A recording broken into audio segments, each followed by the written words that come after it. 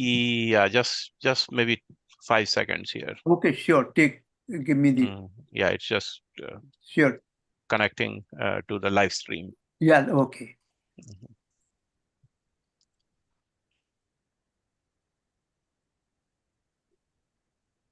Yeah, I'll let you know when to start. Sure, please. Thank you. Just few more seconds here.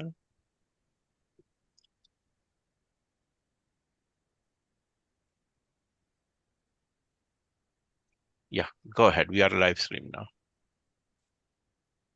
Om Gurubhyo Namo Namah. Om Ganeshaya Namo Namah. Om Ved Purushaya Namo Namah. Om Bhakya Namo Namah. Om Saraswatyai Namo Namah. Om Maya Devyai Namo Namah. Om Angirasaya Namo Namah. Om Kapilaya Namo Namah. Om Gargaya Namo Namah. Om Vedavyasaya Namo Namah. Om Dharmaya Namo Namah. Om Sri Mata Satyai Namo Namah. Om Sri Radha Krishnabhyam Namo Namaha.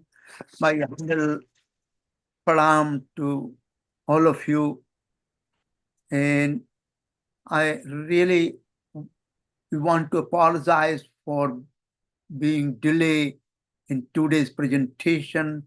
It is the only time for more than a year this has been delayed, and unfortunately, we will take care of it in future. But please be with me, and I will continue our journey. So, my dear listeners, let us continue our journey after a gap, unfortunate gap, and for that I apologize. This journey is a Tirth Yatra. It has been going on. This is the third course in series.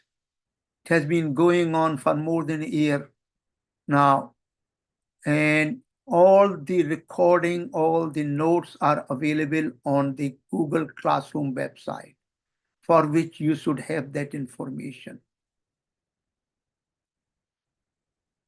This journey started with the question that how one can unify the wide diversity of knowledge and wisdom within a common framework, or I call the adhisthanam, foundation. So then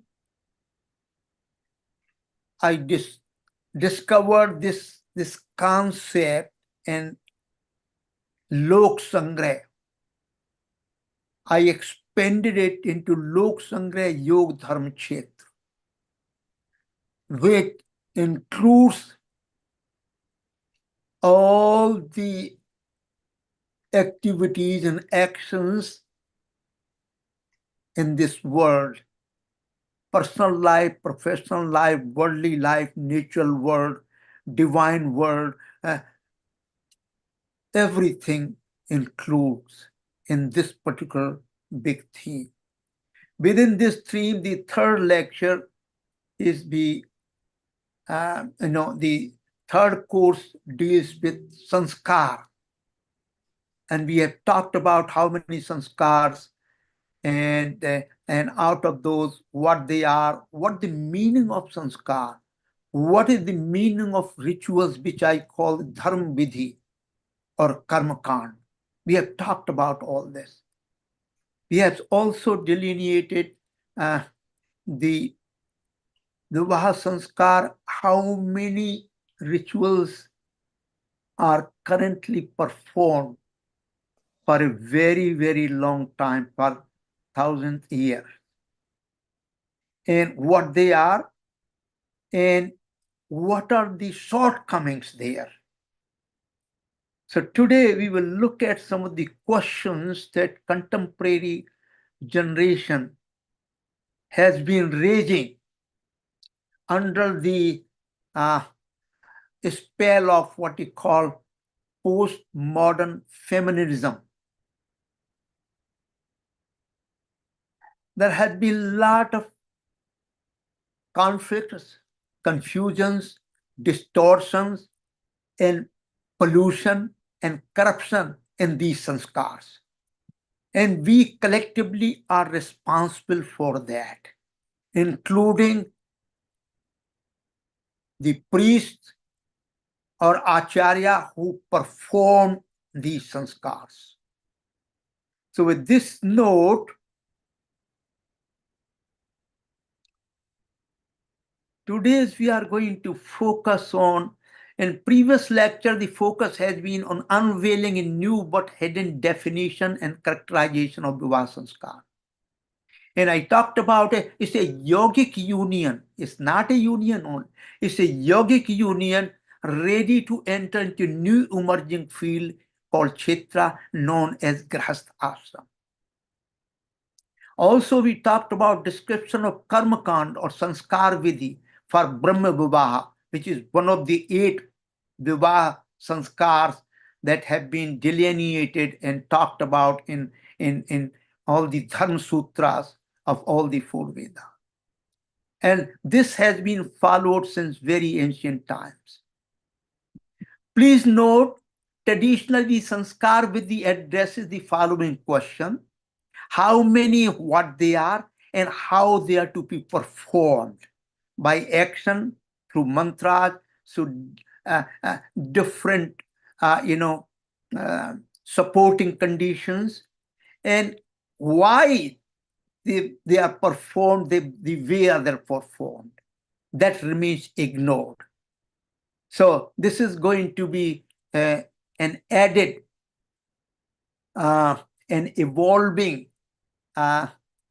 aspect that I've been working on and will be presenting through this series. New questions more relevant to contemporary society. Why Kanyadan? Why the Agni Devata is central deity through the yagna?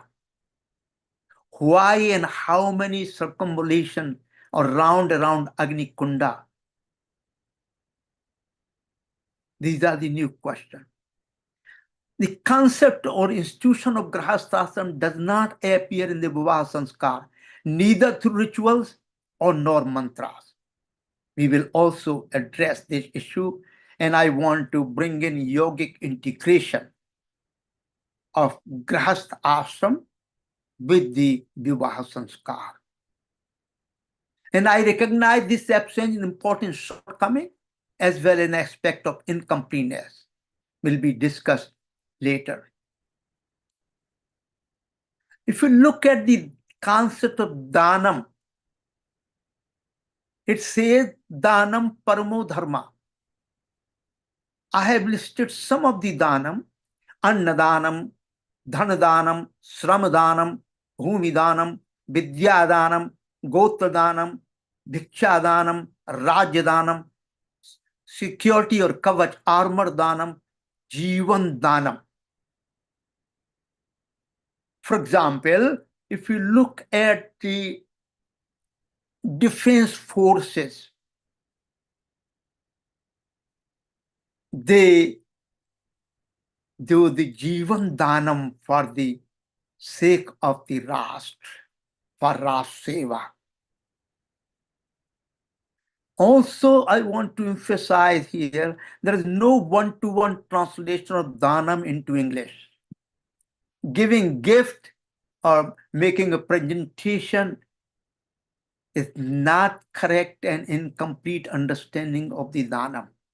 If you look at whole field of Dhanam, you will come to understand better what the Dhanam means. So Kanya Dhanam or Sanskar Vidhi, Karma Kand, the most controversial in current times under the influence of movement called postmodern feminism. The guardian of the bride utters the following sankalp or determination. For obtaining, very carefully, please listen to and read through.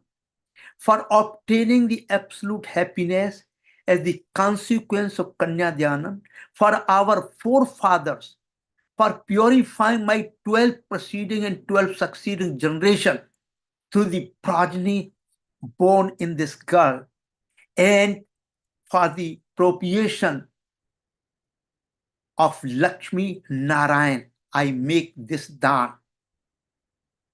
Remember here, the transformation. Bar and Badhu and Lakshmi Narayan, she is treated as Lakshmi, and groom is treated as Narayan. It's very important, keep in mind. So actually this Danam, Kanya Danam, is made to Narayan, and she is a Lakshmi. For this is a sankalp for purifying my 12 preceding and 12 succeeding generation, the progeny born in this girl.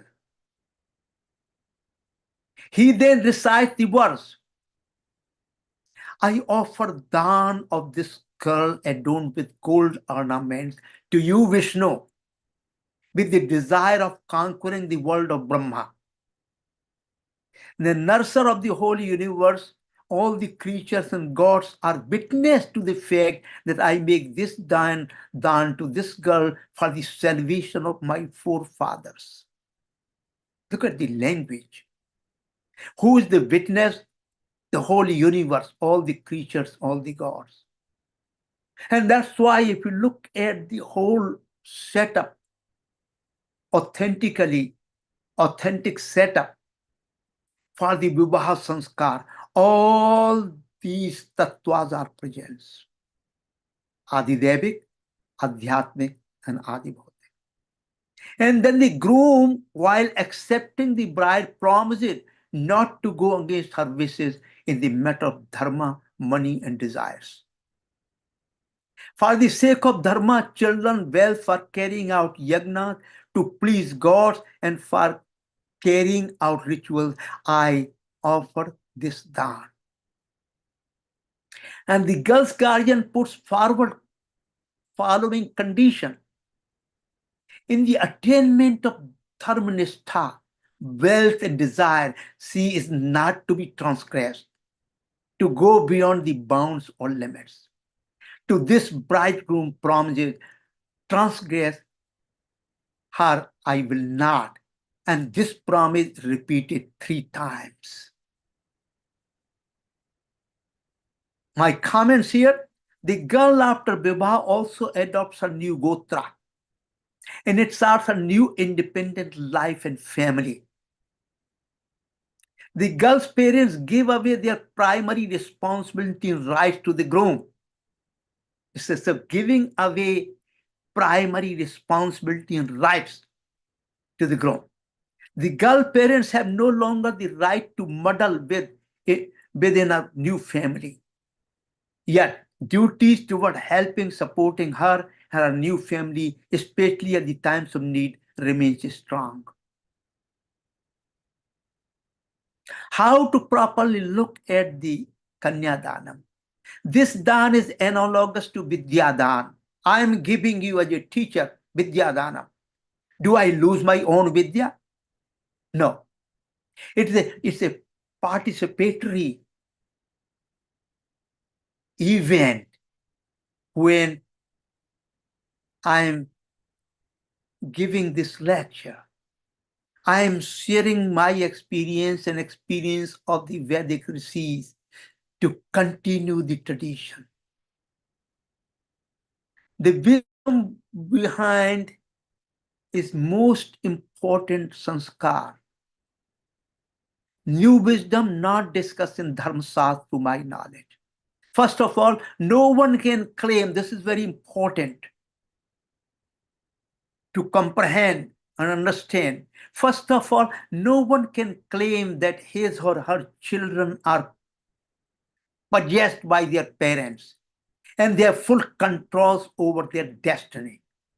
According to Vedic worldview, this is a fundamentally mistaken notion and flawed notion and damaging notion. Parents can at most be custodians for fostering them, guiding them to their own life journey. We are simply custodian. The Jivatma has born into our family through the parents, but the Jivatma has his or her own destiny to meet. We can only help them, guide them. We cannot control them. We cannot possess them. Eventually, both son and daughter have to carry out their amicable physical separation from the parents' home. This separation has to be carried out. This apparent separation goes to the earliest process, embedded in the initial process of creation. Recall that apparent separation of Purusha Prakriti from their father Purushottama. Mamaivanso jiviloke jibhuta. But this separation is apparent separation to provide independence for creation of their own world. Very important.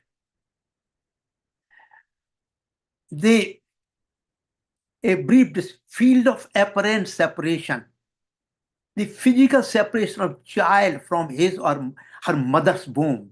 Consequently, child will grow under the guidance as well as his or her past karmic relatives. That's the first separation takes place. Can a mother or father promise to the child, no, you don't come out, I will not let you come out. You cannot be separated from us. We possess you. Can this be done? No. Parents are only custodians. The gradual physical mental separation of the child grows to adulthood and eventually is preferred to become independent from parents as the original bond between them gradually becomes weaker and weaker and weaker. This separation takes place when a person takes sannyasa to enter into sannyas ashram. There is also separation. And final separation from all the world relations and world does happen at the time of death. So the life is a journey through this world. I'm giving you a brief description of separation. And this separation is a separation which is tied up with the bond of belonging. Actually, if I have to present the topic on separation,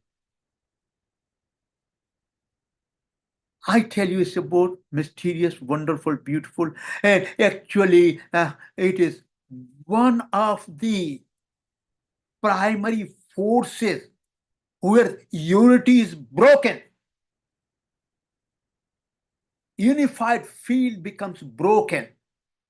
So this separation, that's why I call this separation apparent separation for independence of creation. Kanyadan, special, meaningful and painful separation. The very first essential experiments of yoga, an opportunity to preparing for other forthcoming events of separation. This Kanyadan presents a field, presents an opportunity to comprehend and realize that this is more separation is coming in the future. We love our daughter so much. The degree and kind of love can manifest during this event. And the love, Prem Yoga, has built-in yoga in it. That's very important to understand.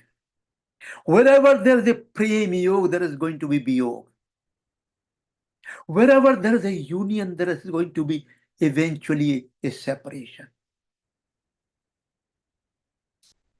For the obtainment of absolute happiness, as the consequence of Kanyadan, for our forefathers, for purifying my 12 preceding and 12 succeeding generations through the progeny born in this skull, and for appropriation of Lakshmi Narayan I make this dawn.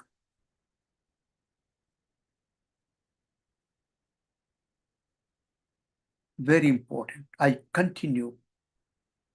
Dawn is an extraordinary in the sense this is an extension of parent love and sense of custodianship towards blessing her to establish her own independent family through which perpetuation of life can continue.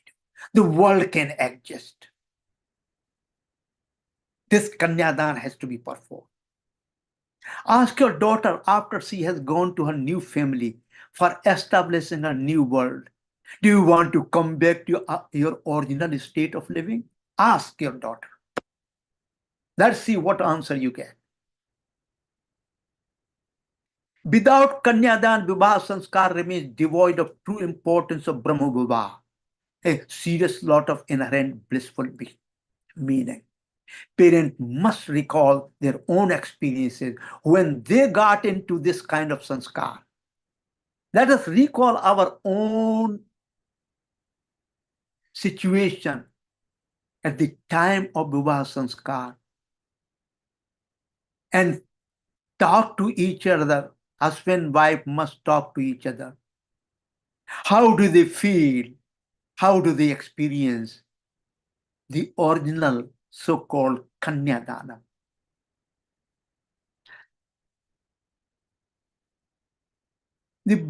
Indeed, this sanskar, this perpetuation of the vidhi has been followed by our ancestors for thousands of years.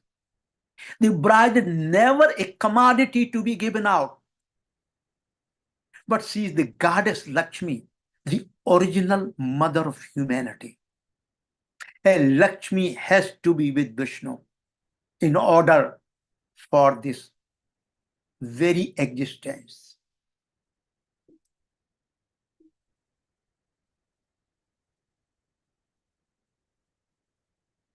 Let me on the lighter side. It reminds me of the two songs from Indian films. The first one, everyone in tears when bride departs from parents' home. In fact, when this movie, I don't remember the name of the movie, when it started running in theaters, lot of parents sitting there, they were in tears, cried. And what this song is?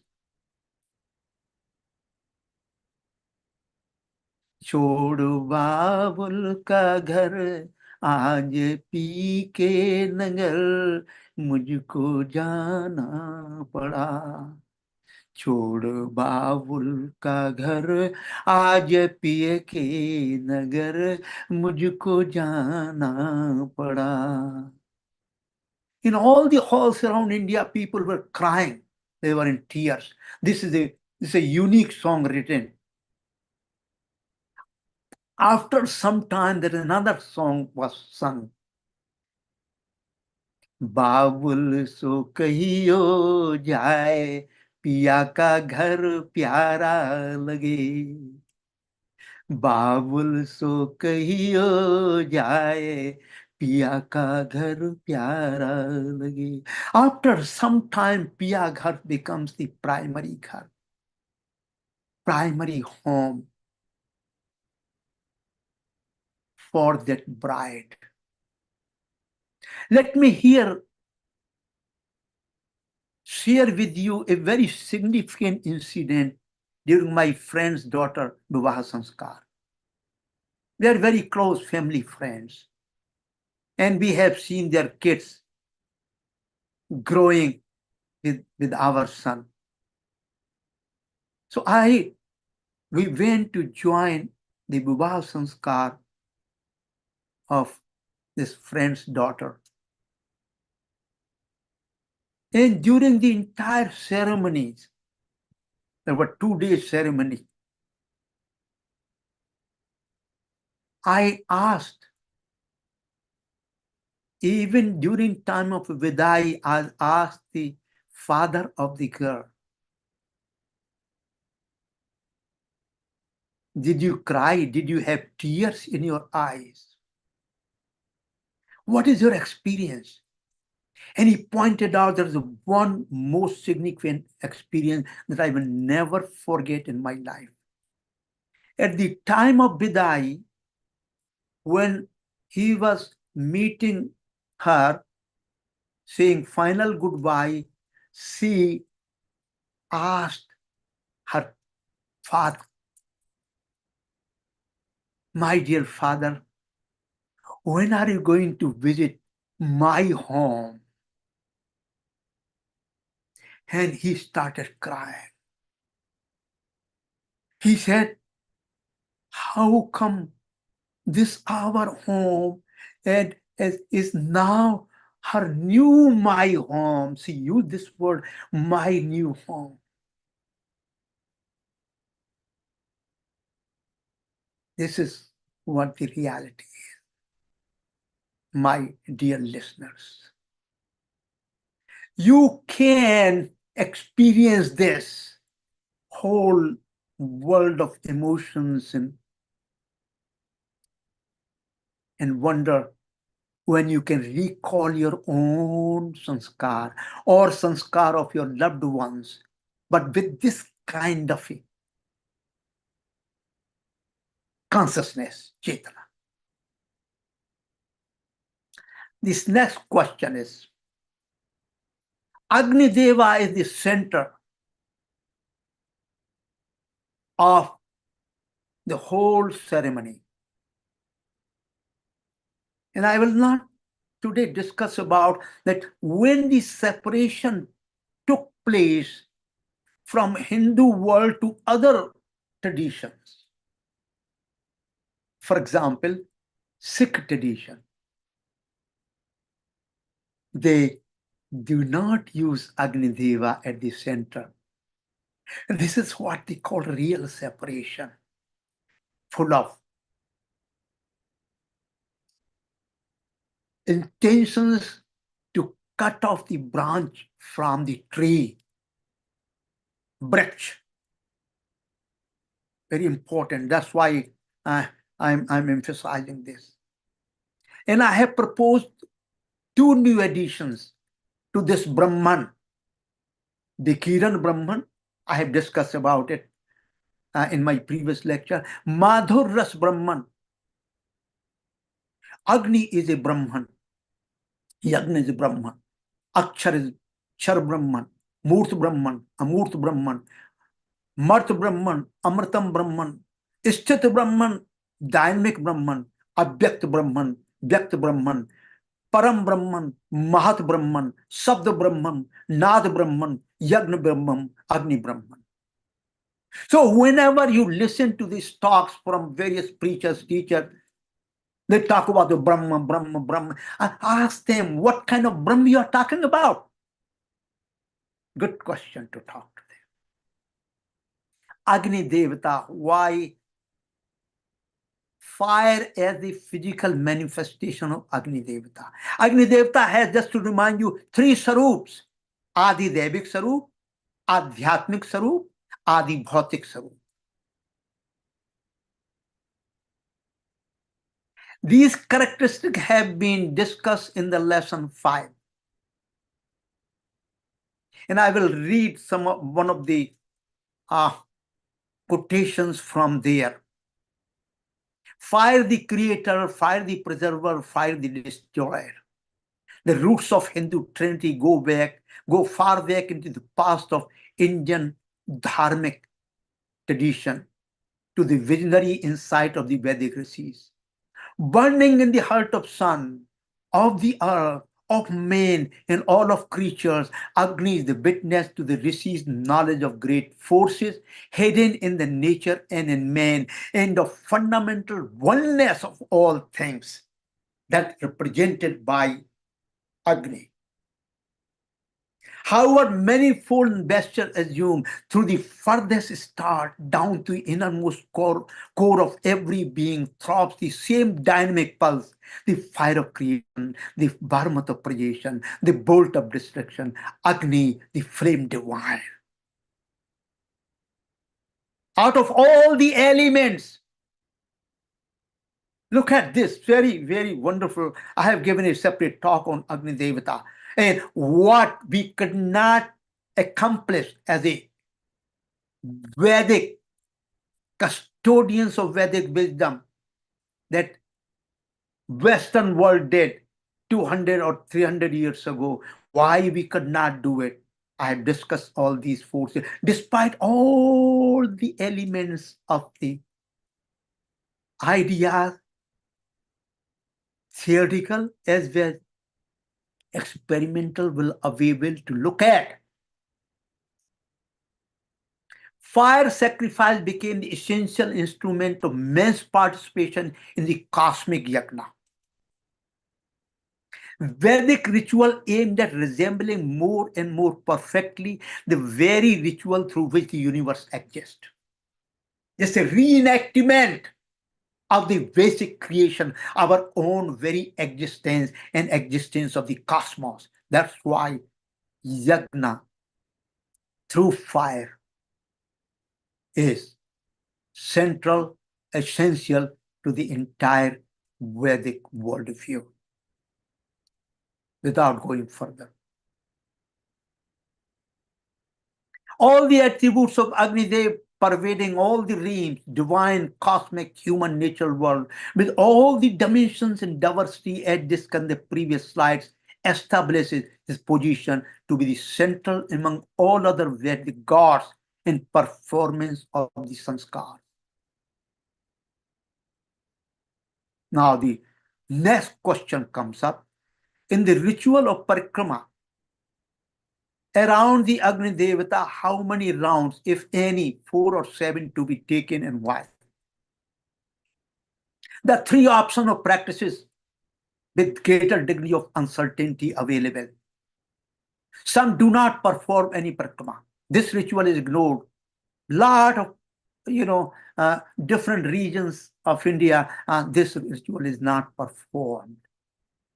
Some follow 4 rounds, and if you ask them why do you follow 4 rounds, and they say interpretation is given that one for each pursat, earth, kam, dharma, and moksha. This is fundamentally wrong and flawed. Pursarth, moksha does not appear at all, either in rituals or in mantras. Of all the sanskaras, Vivaaha Samskaara included. Through, if you look at all the Graha Sutras, all the Vedas, this moksha concept, idea, meaning, and pursat does not appear. So those who say 4 rounds we take, this is very arbitrary. There's no really good understanding. So while others follow 7 rounds, but then why do you follow 7 rounds, not the 6, not the 5, not the 3? Why do we follow? So I'm going to look at that idea briefly. Wondrous manifestation of the number 7 for Agnidev. 7 samidhai, fuel used in yajna. 7 flames. 7 are drashta and rishis. 7 are hotra, who offer articles of oblation in yajna. 7 are the chandas. 7 types of performance.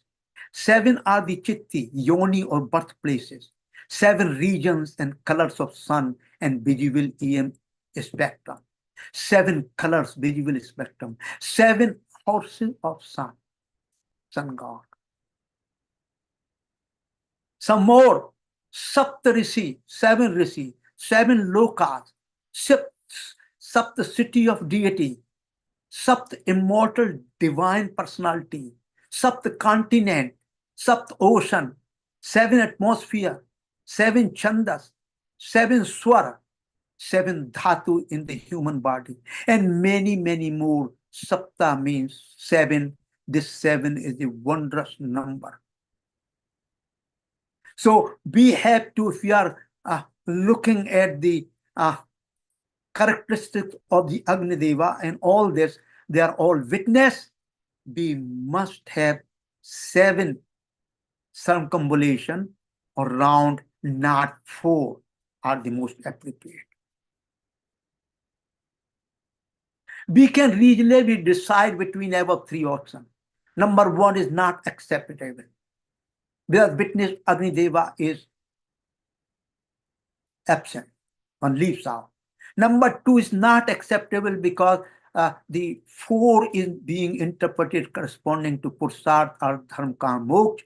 Moksha concept does not appear at all. Number three, choice within seven Pakrama is the most reasonable in view of attributes Agna as well as other considerations discussed earlier that include Agni to be the witness par excellence. Further important, number seven may be discussed in the next slide. No, I have already discussed.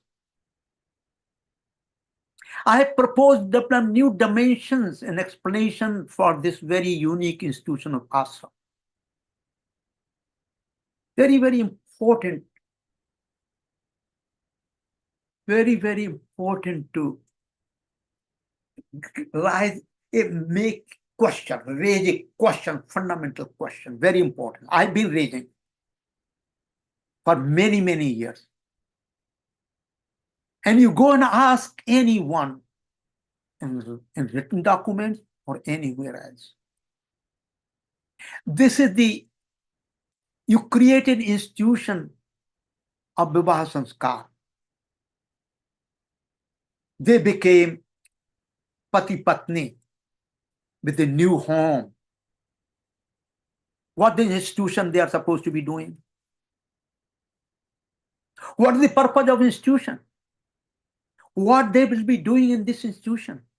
Look at the world, whether you are talking political institution or you are talking about business institution, technical institution, or any institution in this physical world that you can name. The first thing comes up, why do you want to create institutions? What are you going to achieve? That's the very first question you have to ask. Otherwise, don't create institutions at all. All independent people are working to create their groups, their social groups. There are all kinds of programs, seva program. The first thing very much comes into mind, must come. If it does not come, it means the person either is a fool or ignorant or naive. Like what we are going to achieve. What should be the goal that we want to achieve through this institution? And that's why I keep repeating this thing, that really this question has not been answered with reference to Vivaaha Samskaara. No yogic integration exists between the Vivaaha Samskaara and Grahastha Ashram. Entire body of Sanskar needs a major overhaul. This is very, very important. The ashram concept of four ashramas and the Vivaaha Samskaara, they remain separate, could not integrate. They ran parallel. That's why if you talk to any Pati Patni, new generation or even older generation, what you should be doing after your Vivaaha Samskaara, after this union, what you should be doing? Explain to me. Except earning bread and butter and probably creating children, doing sex, self-defense. What else will be doing? This kind of action is done by the whole animal world. Birds do that, insects do that. What else you should be doing? This question has to be answered. All the trials, tribulation, conflict, confusion, unwanted fights between Pati and Patni are natural. However, these can be, must be resolved within the boundary of Grahastha Ashram Kshetra through dharmic commitment. Whenever we create a Grahastha Ashram, we create not only physical boundary, but we create mental boundary, intellectual boundary, ethical boundaries, through which we interact with the rest of the world, rest of the cosmos. My dear listeners, let's look at now, before I move forward, if you allow me to go more, then I will, because we started 15 minutes late. Or Rajiv ji, what is your guidance? Yeah, yeah, you can go ahead and finish as you would have Okay, done. Yeah. perfect. Thank you so much. You are so kind, and every listener is so kind. Uh, I have a great blessing. I bow down to every one of you. Thank you so much. So, where the ashram come from? Let's go to the origin of ashram. Shram means to labor, to toil, to exert oneself, a strenuous activity. Yagna, tapas, and archana. They are called the shram. Creative activities of Prajapati, including sexual activities, are also called shram. Both gods and seers search for both shram and tapas. Search of immortality by means of shram and tapas. Discovered meters and bricks through shram and tapas. Dynamic activity toward achieving organized, harmonious end. We do shram, all also called tapas. All the Rig Veda, I have given references. Later on, you can look at it. Satpat Brahman, Tetri Brahman. Then another term appears in Vedas, Shraman. Muni, a long-haired one called Keshan.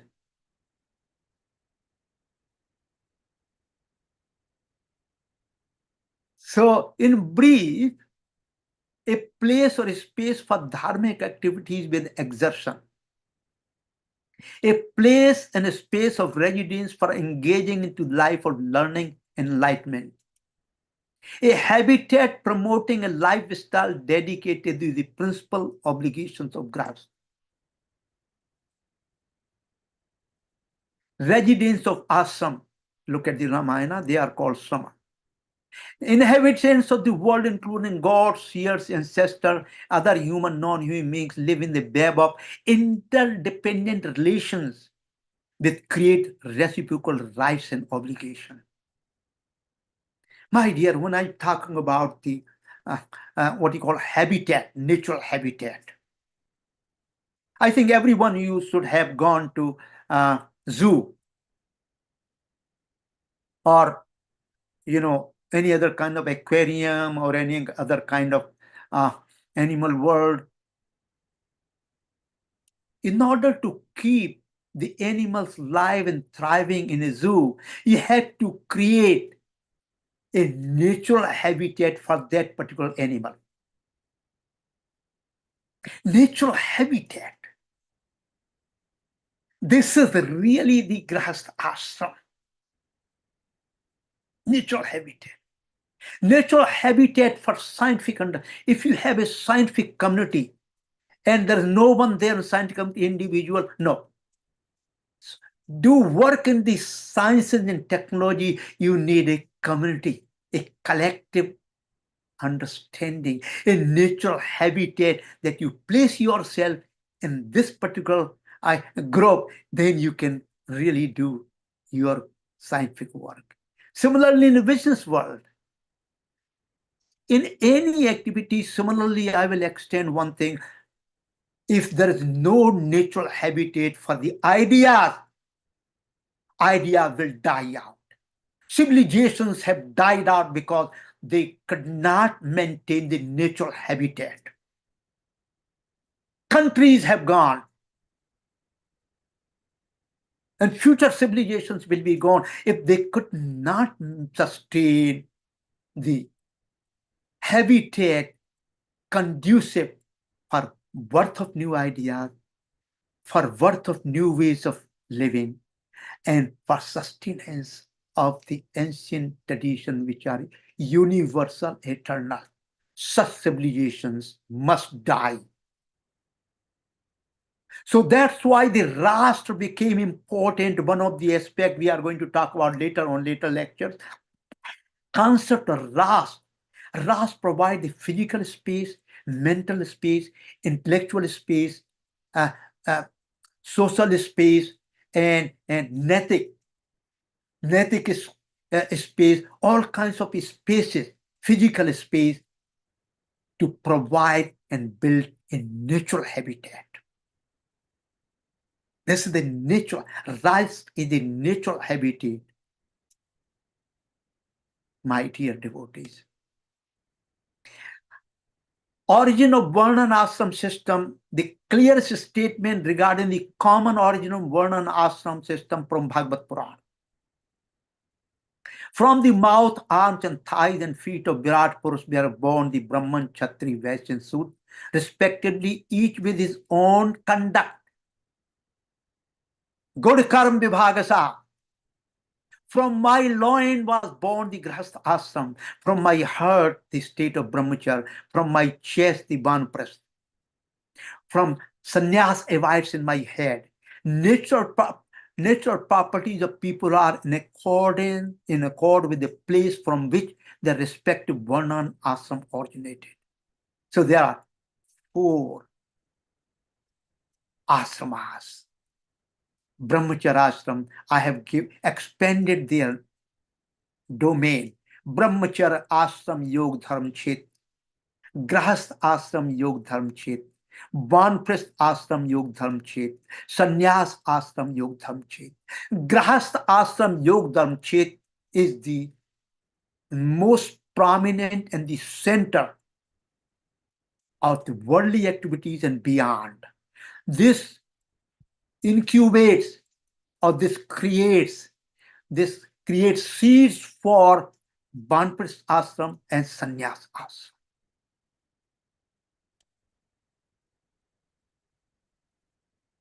Rigveda also talk about Varna ashram yoga dharma.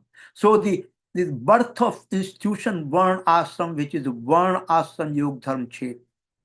That's what I have named it. I have discussed in previous lectures why I have expanded or why this new evolution has been placed.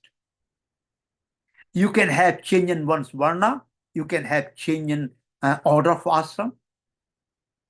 Many times people are, qualification, innate nature-driven attributes are important, which defines Varna of a particular person. There's the Varna of fire, Varna of every entity, physical or non-physical, have their innate characteristics and natural instincts. The concept is called Varna. Properties. Property is a very confined concept, very short concept, very liquidated concept, very superficial concept. Let me give you one example here, very, very critical example. That can you change the order of ashram? A Swami from Pejawar Mutt, this is, 30, 35 years ago. He is also a great chanter and singer. He had taken sannyasa from very early age, from 5 or 10 years of age, from his guru in Pejawar Mutt. I think this mutt is in Karnataka. And when he became almost late 30s, early 40s of age, he asked his Guruji, allow me to go back to Grahastha ashram. I cannot continue with this ashram.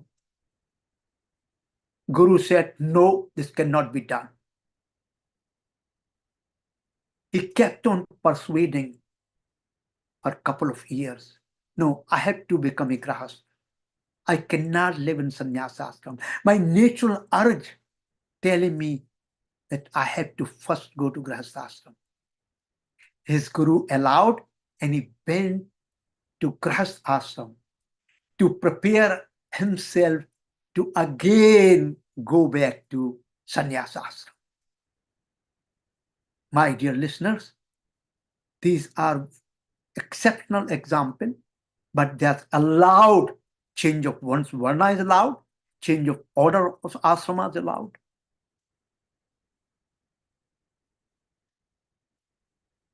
Grihastha ashram, what are the advantages of Grihastha ashram? To create physical space structure in order to get physical privacy, mental privacy, behavioral privacy.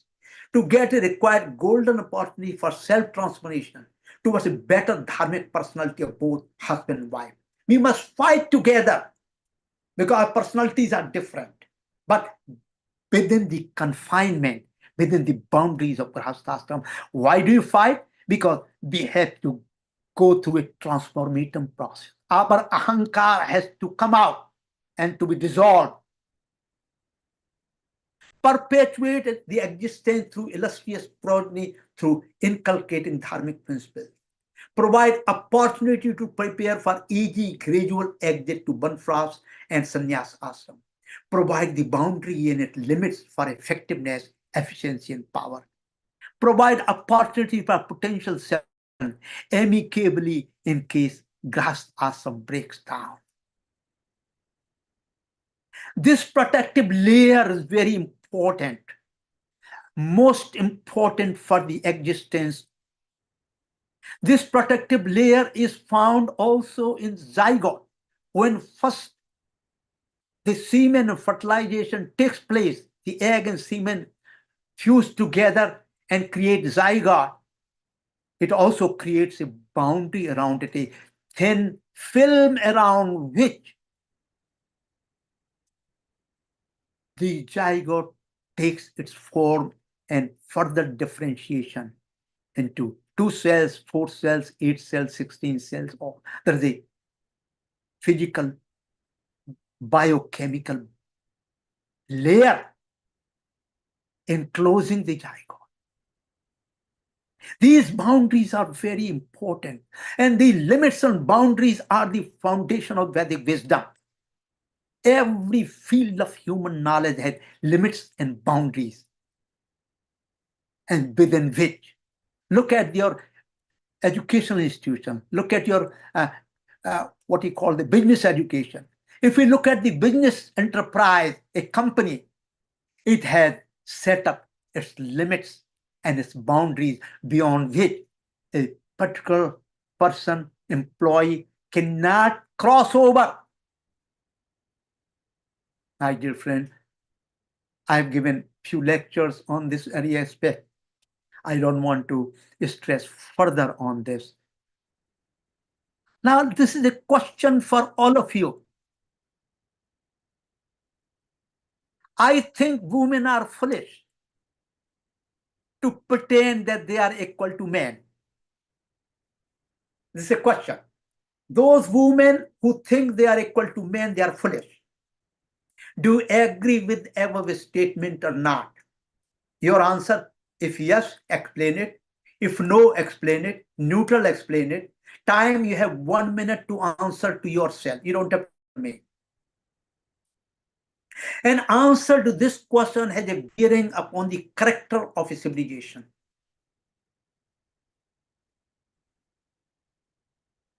I'm giving you 20 seconds more. Think about it. And then the answer is coming in next slide. Let's go here. I think women are foolish to pretend they are equal to men. They are far superior and always have been. Whatever you give a woman, she will make it greater. If you give her a sperm, she will give you a baby. If you give her a house, she will give you a home. If you give her a grocery, she will give you a meal. If you give her a smile, she will give you her heart. She multiplies, enlarges whatever is given to her. So if you give her any crap, be ready to receive a ton of shit.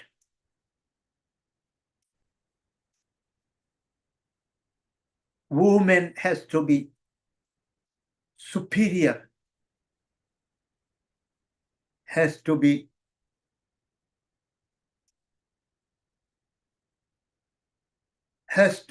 wisdom. Wisdom, Atma is female, feminine gender. Wisdom is feminine gender. Love is a feminine gender. All kinds of attributes that we inherit in this world, many of them are attributed to feminine gender. How has this dichotomy has been characterized, discussed in Vedic wisdom tradition? Sometimes later on we may discuss in a separate series, men versus women, compare and contrast. But here I want to tell you there are 46 chromosomes in each of us. Only one chromosome, X and Y, they differ between male and female. Otherwise, 26 chromosomes. Every one of male is a half female. If male does not recognize that male is under ignorance, or male is naive, or male is pure fool. But this is the last prayer we will all do together. Om Sahana Vavatu, Sahanau Bhunaktu, Sahaviryam Karavavahai, Tejastu Navadhitamastu, Ma Vidvasavahai. Om Santi Santi Santi Hari Om. Next time we'll continue here. We have not yet defined and characterized emergent of new dharmas when you enter into the institution of Grahastha Ashram. That will be subject of next lecture. So now please wake up, rise, and come into action. All kinds of questions, easy or hard, are most welcome. Please permit your question on the current lesson. Your question promote meaningful understanding, meaningful dialogues between Bhakta and Srota. Bhakta is benefited as much as the Srota is benefited. And my gratitude as an Acharya to your immense kindness, and I look forward to your blessing. Please accept my wholehearted respect and reverence to all of you. Thank you so much. Let's open to what you call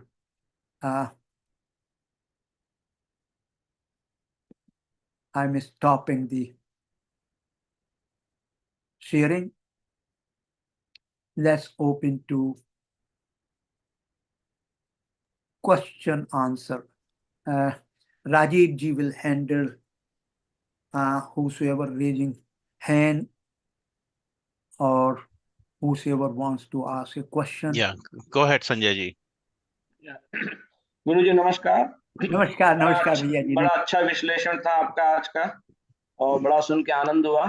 मेरा एक दो सवाल ये है कि जो आपने सप्तपदी के बारे में बताया, that there are 7 steps. Yeah. And you have given some analogy with the 7 lokas and yes. etc. Now this could be very well said for any other number as well. That they are, like for example, 3, we can say 3 loka, 3, there can be many things like that for 3 number also, 5 number also, 7 number also. So what is unique about 7? Yes, that it's a great question. Every number is sacred within the individual. Yeah. Every number. Here we are talking about the center of the entire ceremony is Agni Devata. And Agni Devata exhibits 7 characteristics of all kinds. And this 7 also pervades in other areas. But here is the Agni Devata. So when your center of the activity is around the Agni Devata, 7 number is the most sacred. That's what it, with reference to this ceremony, Agni Devata being at center. Yeah. And Agni Devata is the most prominent Devata in the entire Vedic tradition. Because Agni, also remember the Mukhagni at the time of death. Agni is the one element which takes back to your physical body to the original of all the Mahabhutas. So Agni has a great importance, greatest importance actually. There are two very important elements. Of course, every element, earth, water, Agni, you have Vayu and Akash. Later on, probably in the next series, when a few people allow, will give you the proper understanding and importance of all these Mahabhutas. In what context, which one is more important? How they play, how they are playing out with each other. It's just a very, Mr. Raji, it's such a full of beauty, wonder, and mystery. As in physics, you know, there is no empty space. It's a quantum form. We don't see it. Correct. That's what the Akash is. From Akash, all elements are born. How wonderful it is, how truthful it is.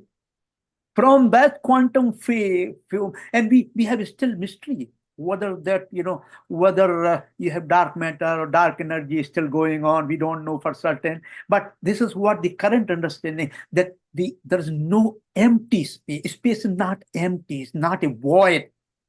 Mm-hmm.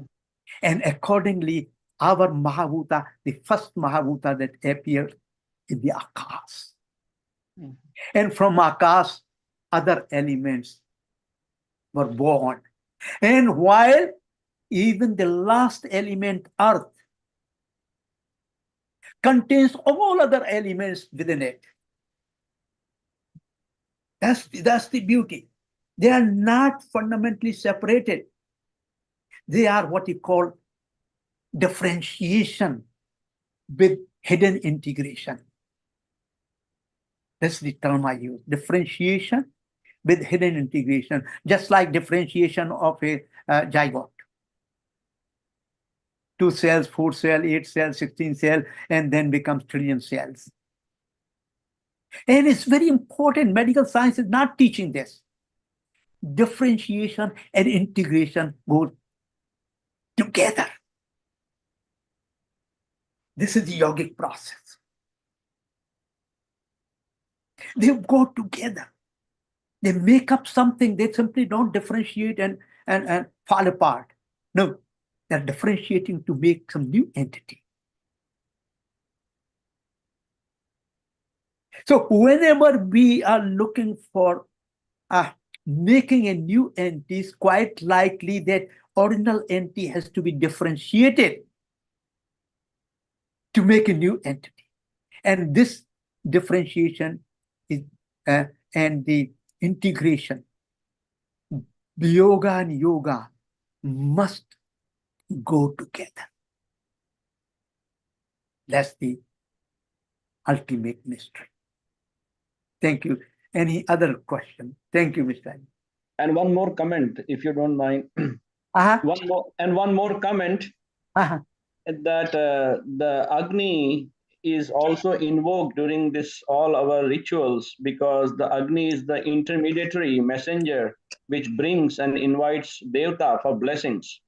So during the Sat Feras, the Agni is invoked so that all the Devtas could descend and bless the Varvadu. Because Agni is the only one which invites all the Devta all the time, whether it is Grahapatya Agni or Avahani Agni or Dakshina Agni. Yes. So they all bring Devtas to the place and to bless the Navvadus, I fully agree with you. I have discussed this whole aspect in another lecture I gave on Agni Devata. All aspects. That's the one thing I want to point out to other audience too here. I asked several years ago, or you can ask now, the some of the prominent intellectuals and learned people from our Samaj. They say, okay, is your Devata everywhere? What is everywhere? Humne kaha it is, oh no, it is not in the Murti. They say, no, that's why we don't do Murti Puja. I said, okay, that's a good point. How do you justify that when you are doing the Agnihotra, okay, when you are doing the Yagna, your habis, your true mantra reaches to all the divine world? Correct. How do you, can you tell me how do you sustain it? No, they don't have any answer.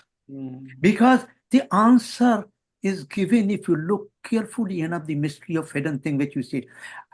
Agni, electromagnetic radiation is the ultimate communicator of information. Correct. To the entire cosmos.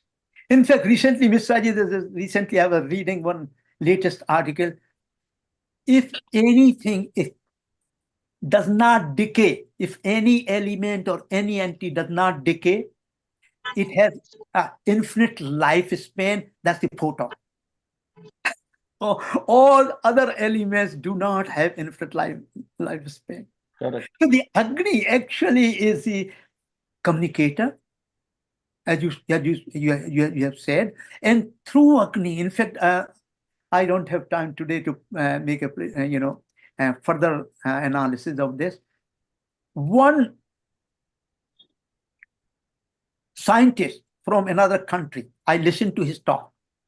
He said he performed Havan in his home, and he was monitoring the pollution and elements preparation, and it does make the pollution was really mitigated by doing simply Havan with Agni. And then he said, there's a more wondrous phenomena happen. If I do this Havan with mantras, it become even more effective. I cannot explain why. So anyway, let's continue. Any other? नमस्कार, मैं देवी प्रसाद मिश्रा बोल रहा हूँ. नमस्कार जी भाई जी. Actually मेरा प्रश्न है कि actually what I was trying to say that what you told, there is no connection between the rituals. Oh, host has asked to start your video. Okay. Hello. Hello. Hello. Is it visible? I'm not visible. Now I am visible. Now you are visible to me. So what I was asking, that you told that there is no connection between the Gresa Asam and Vivaaha Samskaara. Actually, I feel it is not so, because if you look at the rituals, Vivaaha Samskaara, generally it is supposed to be 8 days. Okay, total 8 days, and in some places more than that. And in that also there is a Pandit Sava. Pandit means, the Bar and Badhu has to go and give exam.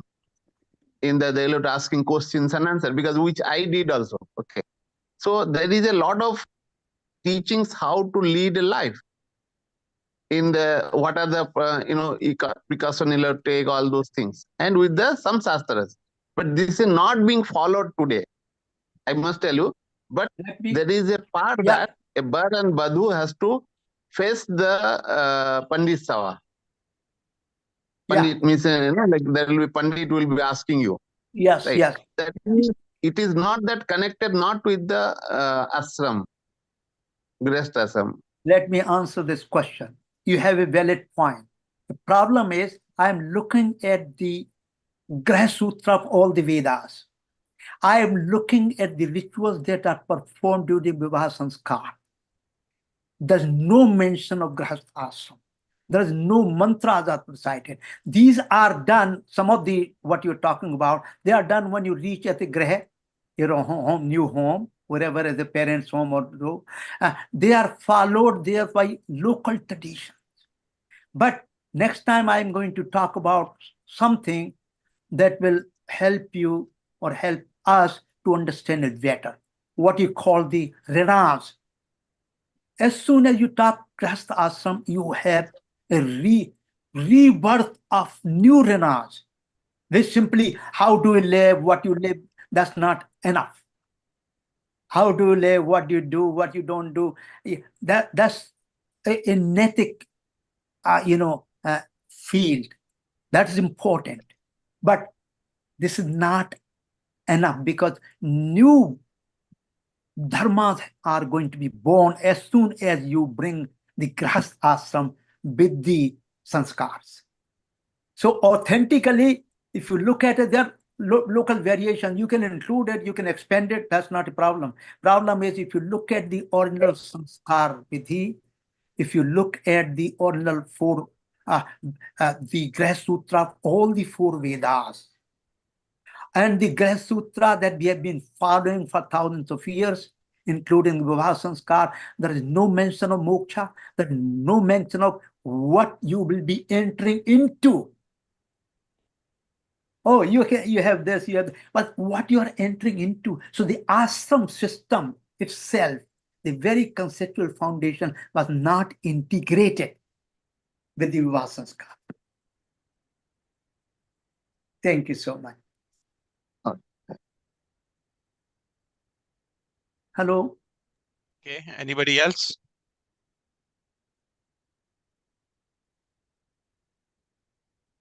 Okay. So Guruji, So- one more question for my ignorance. That during the 7 steps, they take 7 vows. They take 7 vows. The Varvadhu takes 7 vows. Yeah. And these are vows to lead a Grihastha ashrama, a successful Grihastha ashrama. Is that right? Yeah.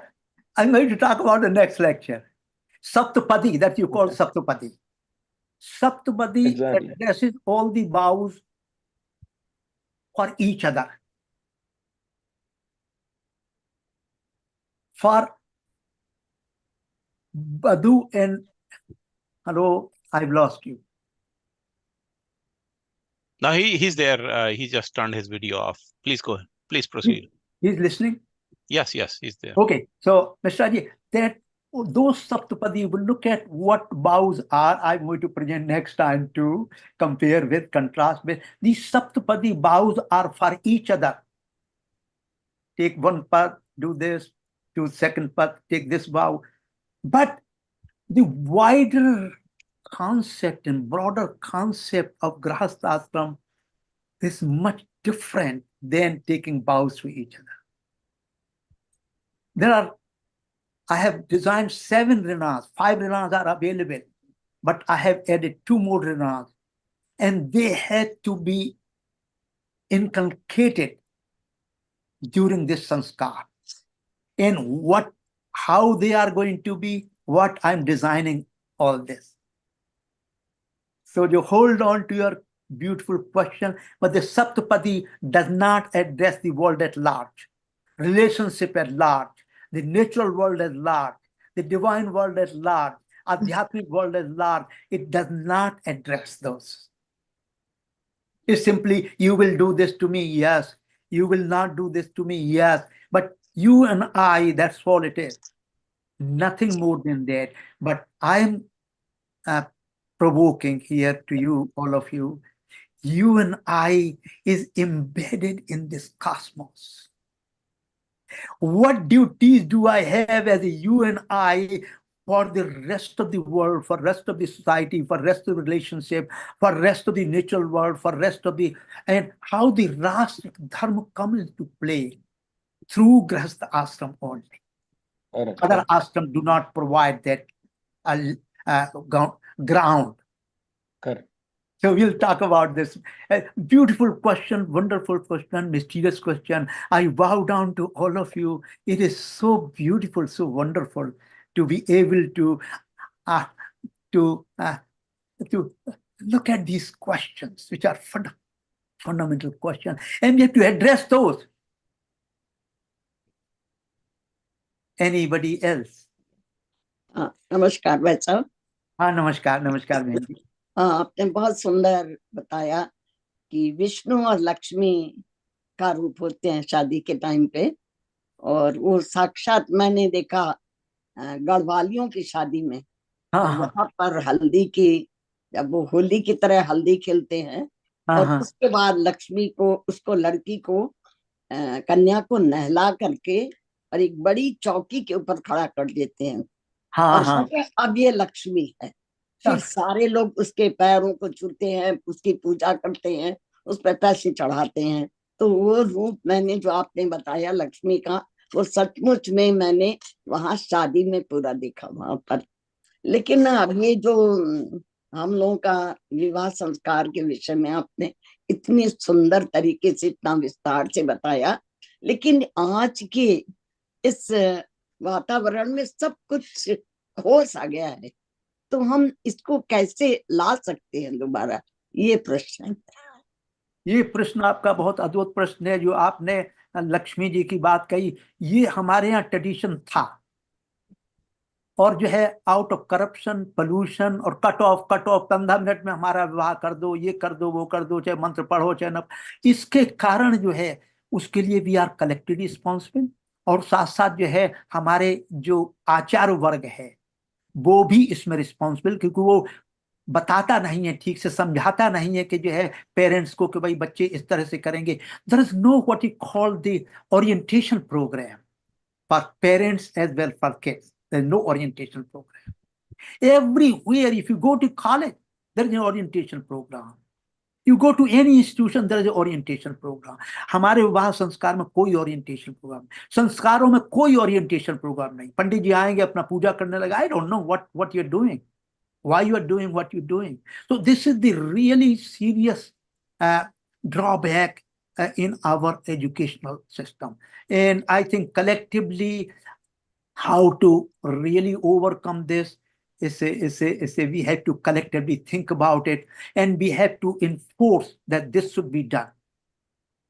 See, always remember that bar and badhu, they comes at the time of sanskar, Vishnu and Lakshmi. After sanskar is over, they become pati and patni. This transformation takes place, and this transformation and these different aspects have to be glorified during the Vivaaha Samskaara. If they are not, then you don't have to do the Brahma Samskar. You can steal away, or you can do whatever you want to do. Rakshasi Vivah you can do, Death Vivah you can do anything you want to. But if you want to do Brahma Vivah, it has to be. And one of the very important things that you Mishra ji, and we are all talking about it, the two Mishras, they were talking about it, that this Vivaaha Samskar, you are going to make union, I call it yogic union of two individuals to create their own world. It's a wonderful phenomena. It's a wonderful phenomenon, creating a new union to create their own wonderful world. Not only create, but live in this world and transform this world. That's our responsibility. Our responsibility is that when they are in the yogic union, they have to be learned and told that what are your now new dharmas, which we are going to talk about next time. What are the new dharmas that you have to focus on? And that new dharma includes what you call the educational reformation. बहुत जरूरी है। Thank you so much. So wonderful.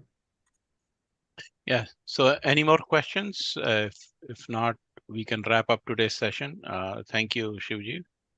Thank you, Rajiv. Thank you, everyone. Yeah. It is so enlightening for me. It is this audience. Oh my goodness, it is so enlightening. It is so blissful. आनंद आ गया। मैं आपको बताऊं क्या करूं, मैं आनंद आ गया।